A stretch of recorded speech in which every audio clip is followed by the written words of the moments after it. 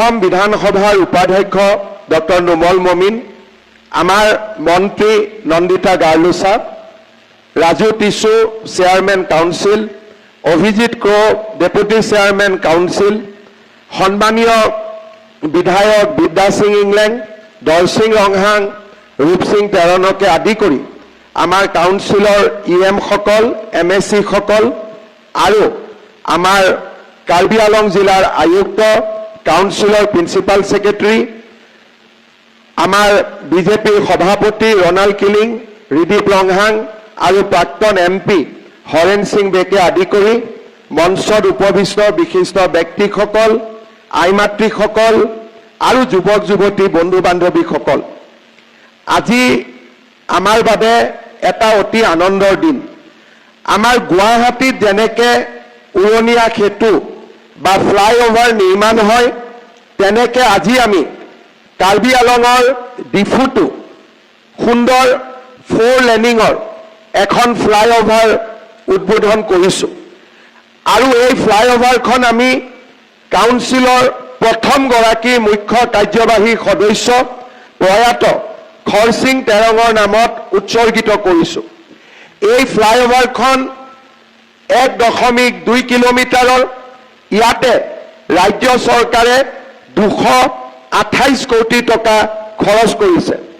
আৰু এই ফ্লাইঅভাৰখন হোৱাৰ লগে লগে আমাৰ ডিফু টাউনত যান জঁট কমি যাব, যাতায়াতৰ সুবিধা হ'ব আৰু আমাৰ ফ্লাইঅভাৰৰ তলত থকা যিখিনি ভেকেণ্ট প্লেচ থাকিব তাকো আমি পাৰ্কিং হিচাপে ব্যৱহাৰ কৰিব পাৰিম।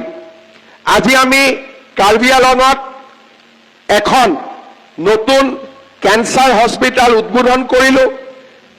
মাদ্ৰাছ, চেন্নাই, বোম্বেত যেনেকে লাইনেক মেচিন থাকে, MRI থাকে, পেট চিটি থাকে, CT স্কেন থাকে, তেনেকে সকলো সুবিধা দি পেলাই আজি আমাৰ ডিফুত কেঞ্চাৰ হস্পিটাল হ'ল।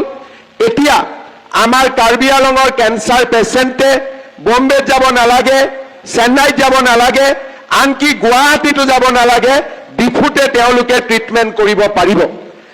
এই কেঞ্চাৰ হস্পিটালখন কৰোঁতে আমি 270 কোটি টকা খৰচ কৰিছোঁ। তাৰ মানে এখন flyover 228 crore, cancer hospital 270 crore।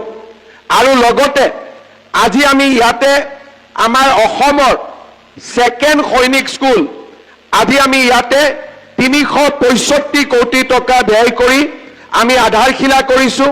3 বছৰৰ ভিতৰত কাৰ্বি আলঙত সৈনিক স্কুলৰ নিৰ্মাণ হৈ যাব। কাৰ্বি আলঙত মেডিকেল কলেজ হ'ল, আছাম ইউনিভাৰ্চিটিৰ কেম্পাছ হ'ল, কেঞ্চাৰ হস্পিটাল হ'ল আৰু এতিয়া আমাৰ সৈনিক স্কুলো আমাৰ ইয়াতে নিৰ্মাণ হ'ব। ইয়াৰ লগতে আমি আমাৰ পশ্চিম কাৰ্বি আলং জিলাত নিৰ্মাণ কৰা মডেল কলেজৰো আজি আমি উদ্বোধন কৰিছোঁ আৰু ডিফুত ক্ৰীড়া সন্থাৰ খেলপথাৰত নিৰ্মাণ কৰা ছুইমিং পুলৰো আজি আমি আধাৰশিলা স্থাপন কৰিছোঁ। ইয়াৰ লগে লগে কাৰ্বি আন্দোলনত শ্বহীদ হোৱা শ্বহীদ পৰিয়ালসকলক আমি 5 লাখ টকাৰ শ্ৰদ্ধা নিবেদন কৰিছোঁ আৰু লগতে কাৰ্বি কুৰুচা যিসকলে ফাৰ্ষ্ট ফেজত 10,000 টকা পোৱা নাছিল, তেওঁলোককো আজি আমি ইয়াতে 10,000 টকা আগবঢ়াইছোঁ। আপোনালোকে কওক, আগতে কংগ্ৰেছৰ গভৰ্ণমেণ্ট থাকোঁতে আমাৰ কাৰ্বি আলঙত ইমান কাম হৈছিলে নেকি কেতিয়াবা? কাৰ্বি আলঙত আগতে কেঞ্চাৰ হস্পিটাল হৈছিলে নেকি? কাৰ্বি আলঙত আগতে ফ্লাইঅভাৰ হৈছিলে নেকি? আজি আপোনালোকে মোক কওক, কাৰ্বি আলঙৰ আৰু আজি আমাৰ আগতে কংগ্ৰেছ থাকোঁতে কাৰ্বি আৰু ডিমাচা কুৰুচা সকলে চৰকাৰৰ পৰা সহায় পাইছিলে নেকি? আগতে কোনেও চৰকাৰৰ পৰা সহায় পোৱা নাছিল। কাৰ্বি আলং জিলাৰ উন্নয়নৰ বাবে আগতে কোনেও কাম কৰা নাছিল। আজি গুৱাহাটীত যেনেকে ফ্লাইঅভাৰ হৈছে, তেনেকে আমাৰ ডিফুত ফ্লাইঅভাৰ হৈছে। দূৰ দূৰণিলৈকে আজি কাৰ্বি আলঙত আমাৰ ৰাস্তা হৈছে, কাৰ্বি আলঙত দলং হৈছে আৰু কাৰ্বি আলঙৰ একেবাৰে ভিতৰৰ গাঁৱলৈকেও আজি আমাৰ ৰাস্তা নিৰ্মাণ হৈছে। আজি আমাৰ ইয়াতে আমি কুঠৰীৰ পৰা দতমকালৈকে যি আমাৰ ৰাস্তা নিৰ্মাণ হ'ব 299 crores। এতিয়া আমি কাজিৰঙা কুঠৰীলৈকে যাবৰ কাৰণে নগাঁও দিও যাব নালাগে, বোকাখাটে দিও যাব নালাগিব, আমি চিধা দতমকাৰ পৰা কুঠৰীলৈকে যাব পাৰিম। তাৰো ৰাস্তাৰ আজি আমি ইয়াতে ফাউণ্ডেশ্যন কৰিছো। আমাৰ তাপাত মুক্ৰং সংযোগী পথ বিভিন্ন ৰাস্তা আজি আমি ইয়াতে ফাউণ্ডেশ্যন কৰিছো, যাতে আমাৰ কাৰ্বি আংলঙৰ পাহাৰত থকা দূৰ দূৰণিত থকা ৰাইজে আমাৰ যাতায়াতৰ সুযোগ পাব পাৰে।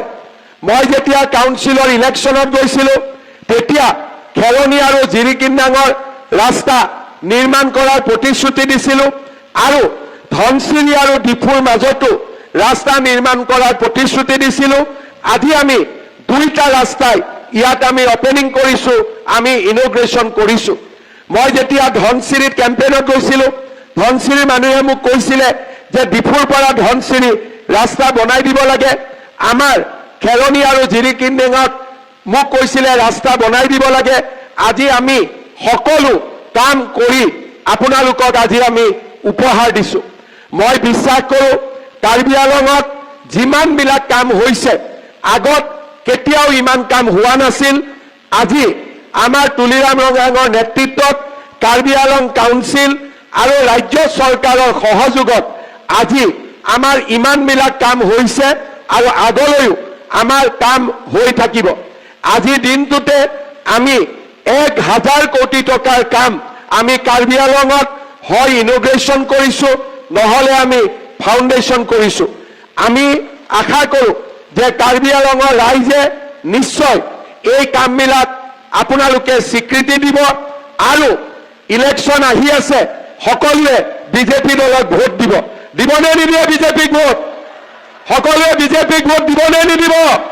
সকলোৱে পাক্কা দিব। বহুত বহুত ধন্যবাদ। মই দীঘলীয়াকৈ নকওঁ, এতিয়া ইয়াৰ পৰা মই যোৰহাট যাব লাগিব, সেইকাৰণে বেছি কথা আজি নকৈ আপোনালোকক ধন্যবাদ আৰু অভিনন্দন জনাই মোৰ বক্তব্যৰ সামৰণি মাৰিছো।